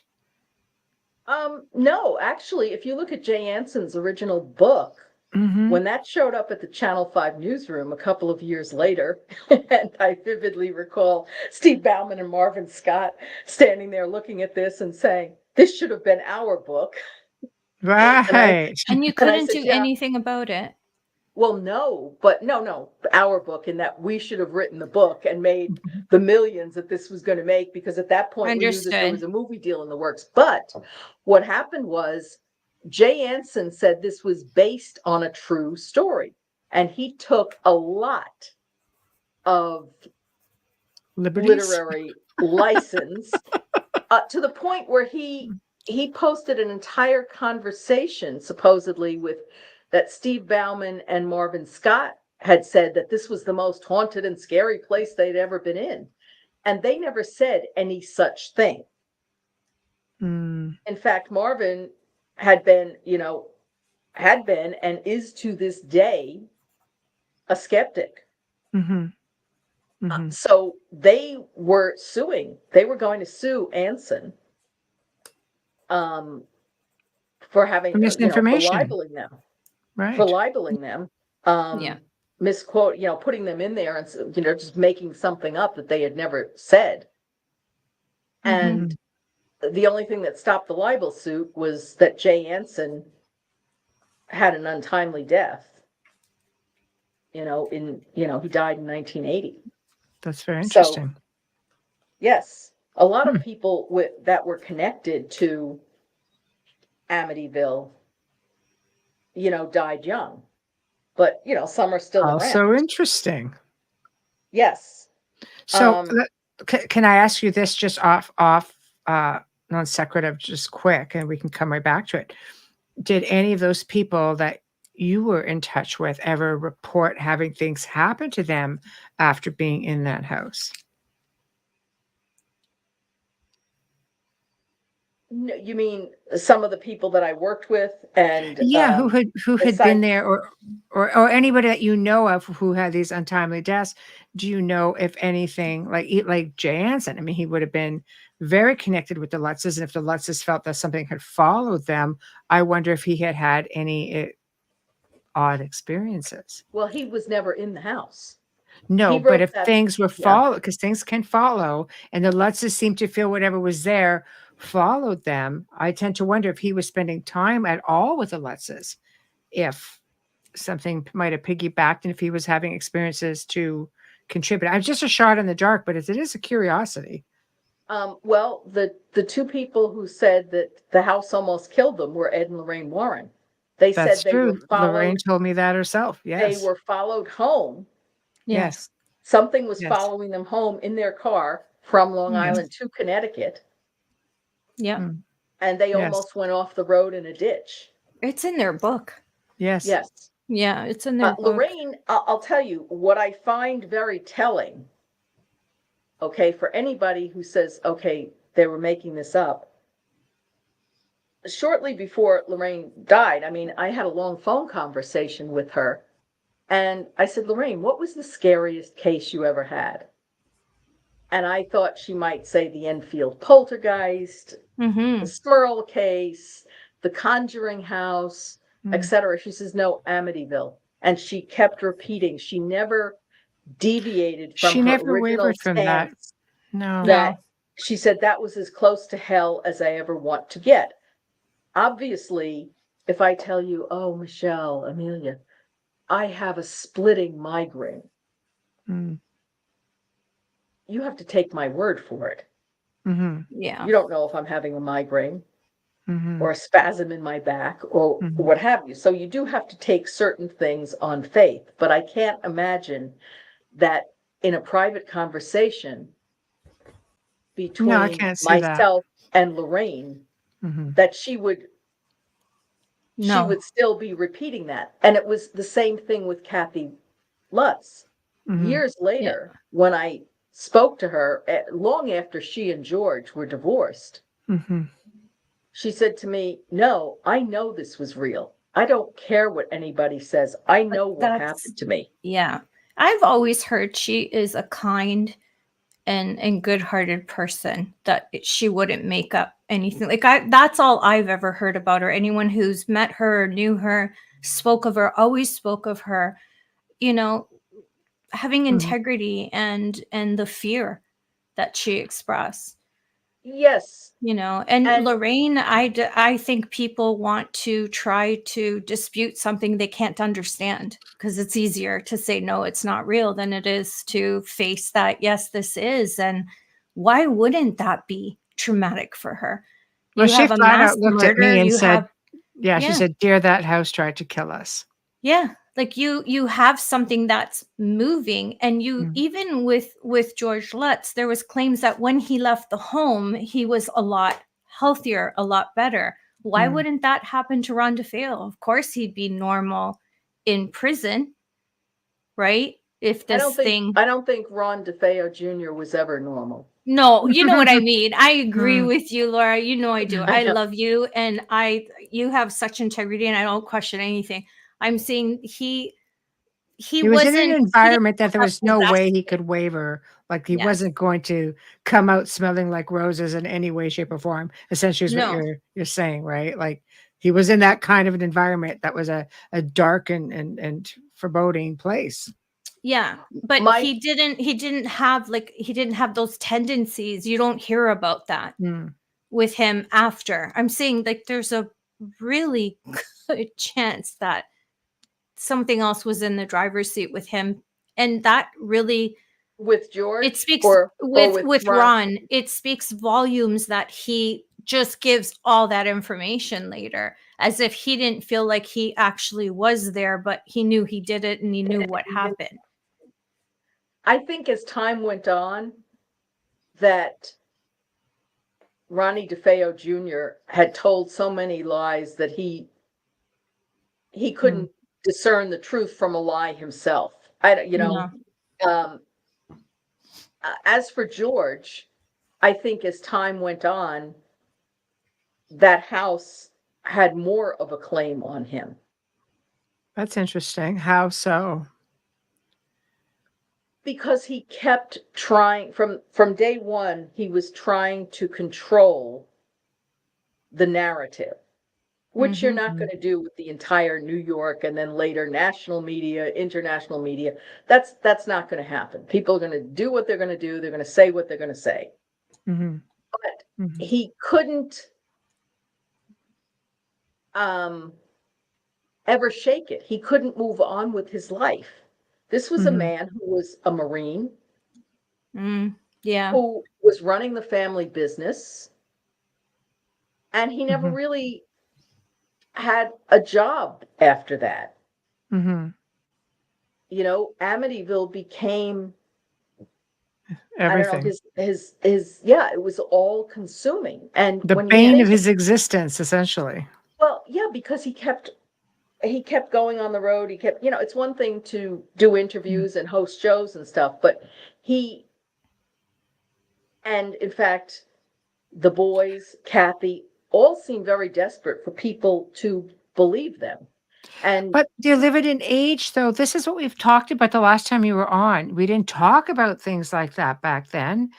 And you just so desperately need somebody to believe you. But I mean, from George's standpoint, I'll give him this. He lost everything. I mean, everything he had, they put into this house, and he lost everything pertaining to it. And I say that in a physical matter. Of course, you have you got out alive, and so did your family, right? That's everything. But I tend to wonder if it was just like, I'm not going to lose to this thing. I'm just going to go out there and I'm going to tell my story, maybe trying to gain back whatever little bit of credibility he lost with all the faux pas that he tried to do. But he ended up, that type of intensity. Yes. And I don't know if you want to call it PTSD, sure, or what have you. It destroyed his relation. He and Kathy ended up splitting up. The family was fractured. Kept losing. Yeah. Yes. But he refused to let it go. And then you have to take one thing that really struck me, and I still find tragic to this day, is that there were so many lawsuits involving Amityville. I never saw anything like it, whether it was with, he ended up suing Weber, the Cromarties, the people who were in the house after him, they were suing the Lutzes because the story became so infamous that people were showing up on their front lawn, or ringing the doorbell. And that I call, I'm sorry. The Cromarties have to take responsibility if you're moving into right? A house that has stigmatized that house. That's what I was thinking. Why would you buy that house? It's not like they don't have access to it. And they would have got a darn good deal on that house besides that, because it's been stigmatized not just with the DeFeos. Well, that's how the Lutzes got it. What do you think is going to happen? Yeah. George, look at what happened to George. Yeah. He dies at the age of 59 of a heart attack, just a few days after he had settled yet another lawsuit, this one with MGM over the 2005 remake of the movie that starred Ryan Reynolds. He didn't like the way he was depicted. Oh, for the love of God! Sorry, you can't. It's pretty psychotic, yeah. But he was so invested in it, and by contrast, you look at Kathy. I think she didn't do any interviews after probably 1999, 2000. She passed away in 2004. Yeah.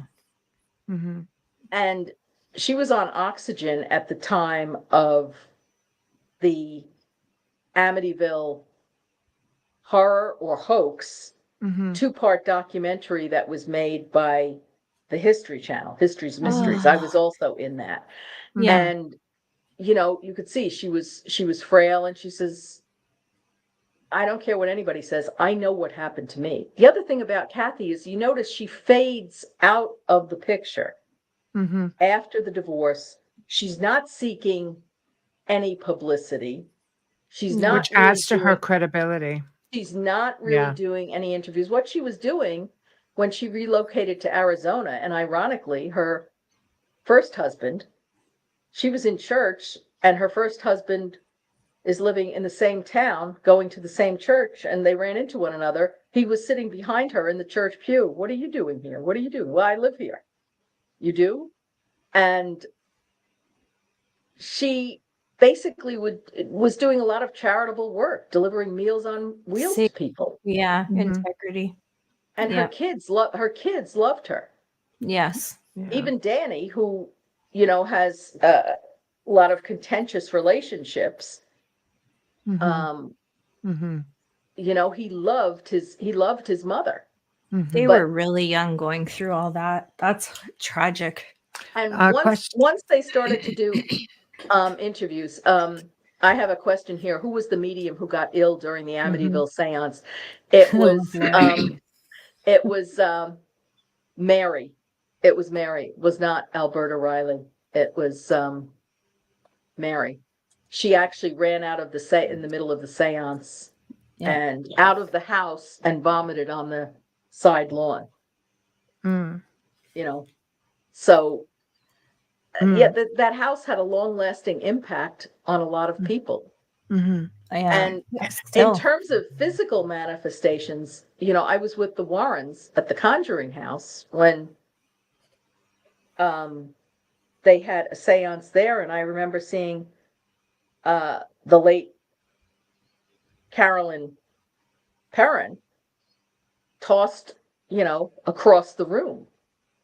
That house, if you look at the Perrin house, the farmhouse, was a lot creepier, or a lot more of what you would expect from a haunted house than Amityville. It's older too, right?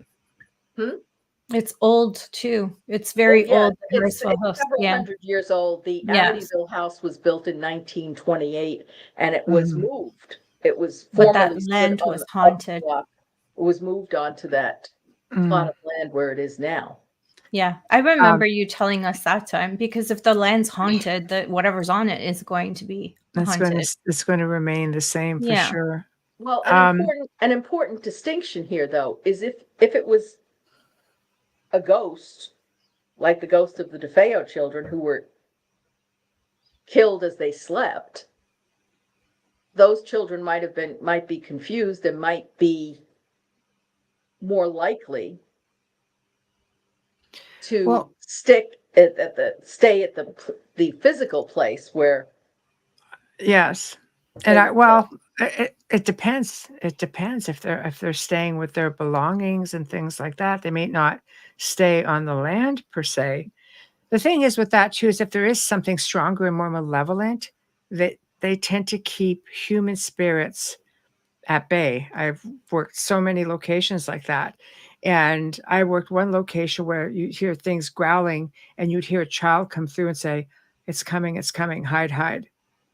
Like they hide from things. So they don't necessarily come out in the open, which is maybe why there may have been a lot of reports of that. I would like to think that children would be moved on. You don't like to ever think of children who tragically die like that, to be stuck in an area. Like as a parent, that's very unnerving to think about things like that. Well, I do have to say, I think it's kind of creepy when the Lutzes bought the house. They bought so much of the furniture. Now, obviously, not the mattresses and box springs, which were spoiled, but you know, the same bed frames.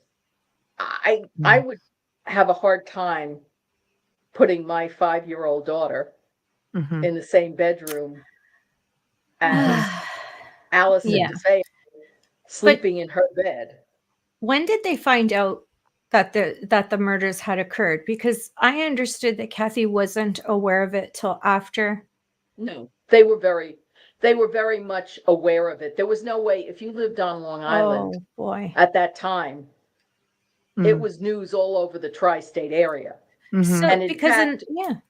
George told me that they sat down and had a conversation with the kids, and as a Okay. family, he, Kathy, and her 3 kids, and said, well, listen, we have this house, but some bad things have happened there, and we have this opportunity, and it's a beautiful house. Yeah, they How do you changed feel? that part in the movie. Yeah, but no, Yeah. they, so were the kids, certainly the kids hear things.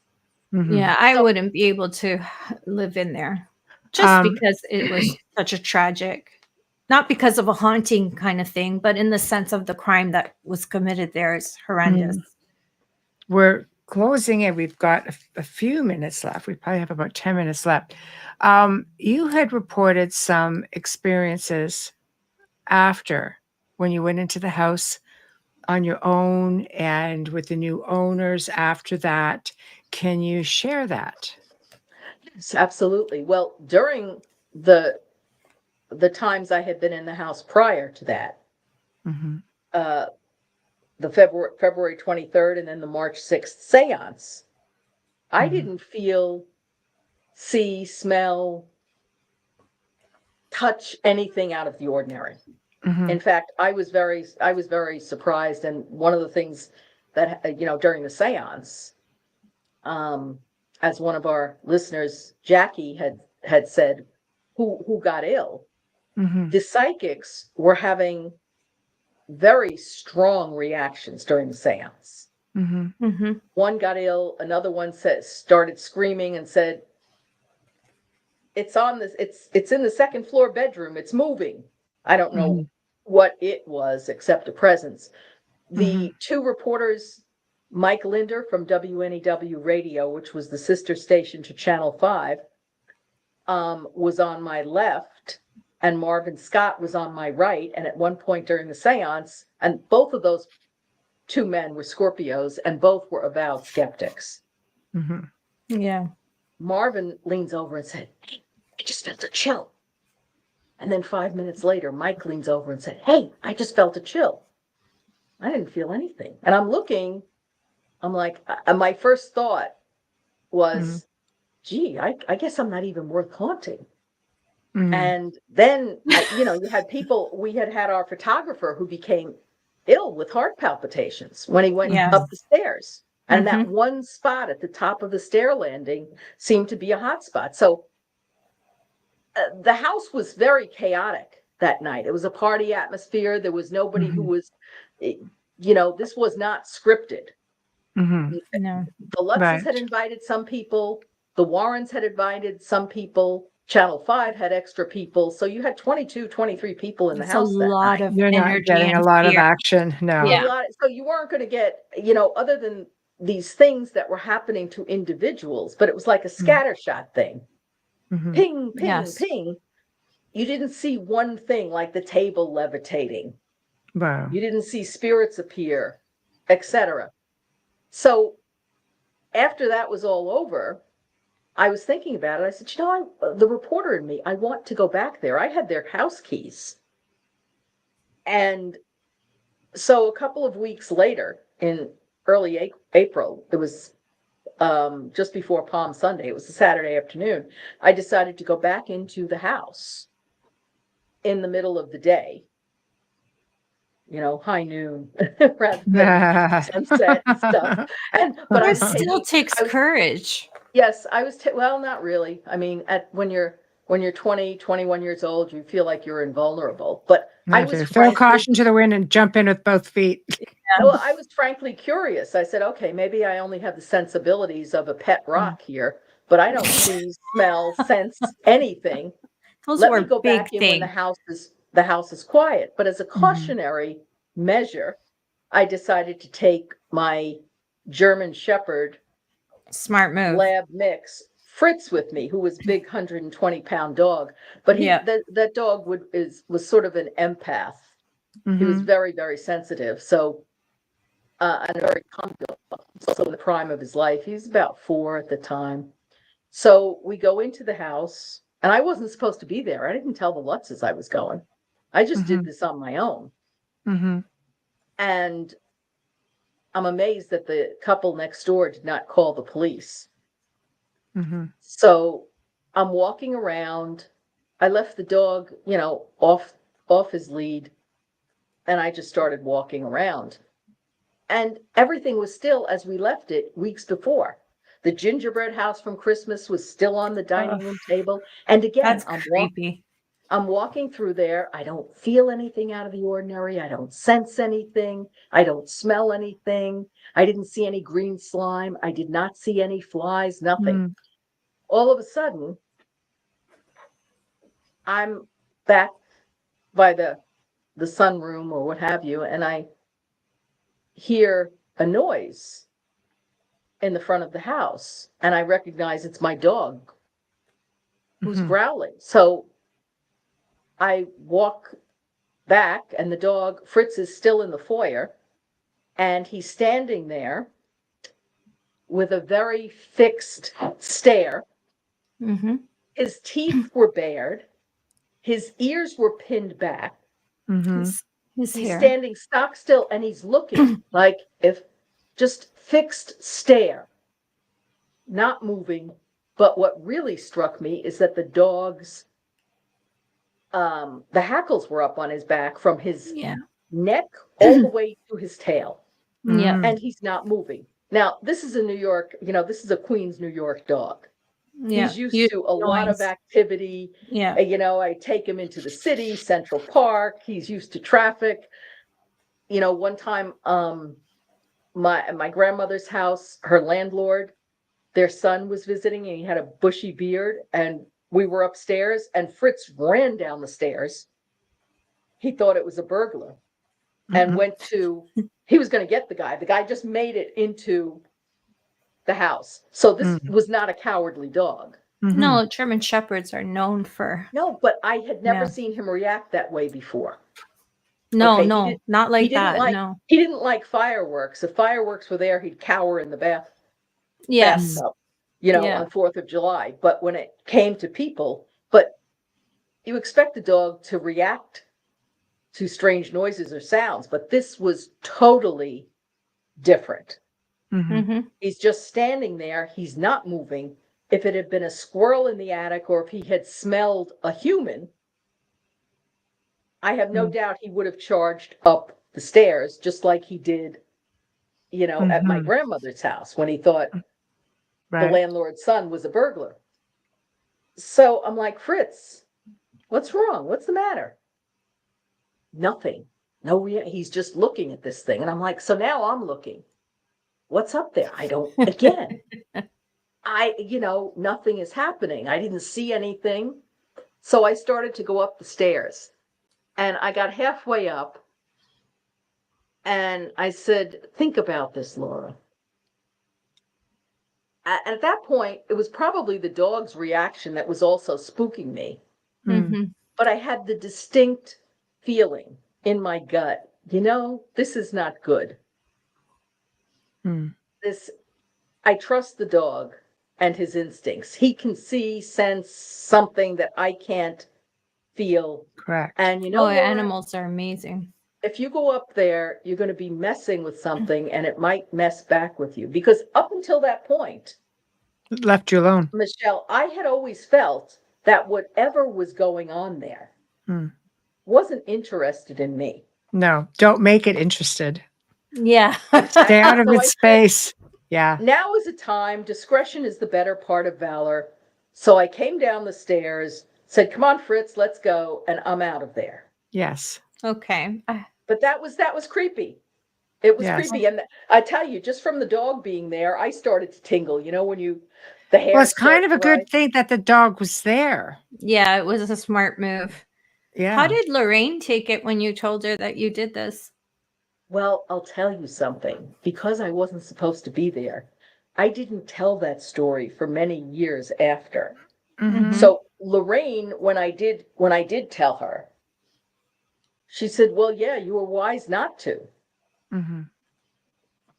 Right. And I've never really been impacted by Amityville the way, in the sense that others have been impacted. I've been impacted in the sense that it's been a sort of ongoing thread, and things that I get asked about it a lot over the years, which to me is still amazing. The most amazing thing is that this is still endures, and it's We just come one of back those full things. circle to this fascination with this story, this place, this tragedy. It just hangs there, and you know. And of course, many of the principals have passed away. Yes. Yeah. Which, so you're getting further away from it, and the mystique grows. I will say, for the record, that there were many exaggerations. Yes. And the That's Lutzes normal. admitted this when they were interviewed, that, you know, the press had exaggerated, but they contributed to an extent to it. And of course, the movie and the books, which were based on a true story, also were, and Jay Anson said this when he was confronted with some of these things. He said, well, I took literary license. Yeah. So, and then over the years, so certain things and facts people have conflated certain things, put them together, and come up with a whole other spin on it, which has nothing to do with the reality of what happened. That's normal historically. And I wish we had more time. But I mean, we're at the top of the hour, and unfortunately, we have to sort of leave it here. But I know, but you guys can look for Laura to come back in the new year on something different, because she is known for different stuff too. Even Yeah, though and we this love stuff her. is extremely exciting. But there'll be something a little bit different that we're all going to have her come back and talk to us all about. So I know. That's okay. You guys can still put your comments in, and we can Yeah, and make sure that Laura sees I'm it. happy to answer questions on this. So, you know, other people, by the way, it is not true that nobody since the Lutzes have lived there, you know, almost 50 years ago, have had experienced things. Other people have gone in there and experienced things. Real estate agents have come out and said, hey, especially when, you know, they're in certain spots in the house, the basement, certain things. I often wonder how the people who are living there in this the house has been totally redone. Okay. How they feel. I mean, if any of them even think, you know, like the master bedroom looks nothing like it did when the Defeos and the Lutzes lived there. Thank God. But I often wonder. It was all mirrors. It's like slapping lipstick on a pig. It's still a pig. So Yeah. there's still stuff that isn't, you know, embedded into it. So, but I often wonder if the people who have lived there since, if you ever think, you know, as they're just walking around the house, or, you know, sleeping in the master bedroom, oh, this was the scene of a violent murder. it makes you wonder for sure. It really does. And we'll have to leave it there, unfortunately. So everybody, thank you all for tuning in to the Outer Realm tonight. Big thank you to Laura DiDio. We love her, and we love having her on, and we will have her back again. Big thank you to our sponsor, Folgers Coffee, for sponsoring us tonight and every other show night. Thank you. We appreciate you so much. Big thank you to Justin Snicker and Steve McGinnis. Thank you. Thank you. Thank you to everybody in the chat room. You guys just totally make it that much more exciting. So thank you all for tuning in. Thank you to everybody on X, and thank you to everybody on Rumble as well. And again, guys, we can see your comments. Put them up. And anyway, tomorrow night, okay, you spoke, we listened. Halloween night, we welcome the return of Wayne Mallows, who's going to be joining us by popular demand after his last appearance on the show earlier this month with all of his spooky tales. While he's got a whole bunch more. Some of them were unbeknownst to me sitting there across from him going, why have I never heard this before? So he's going to come on and share up all of his spooky tales, and then he will continue on to participate in our open mic portion of the show also. Now, tomorrow night, also before the Outer Realm, is Foot at the End of the Bed. Check them out from 7 until 9 p.m. Eastern, because they're having a Halloween party. And a lot of the hosts are all invited to drop in and participate during that 2 hours. You might just kind of have us kind of pop in there for a few minutes before the show. So go on, have a little bit of fun and check them all out. So until then, guys, thank you all and have a good night. We'll see you tomorrow.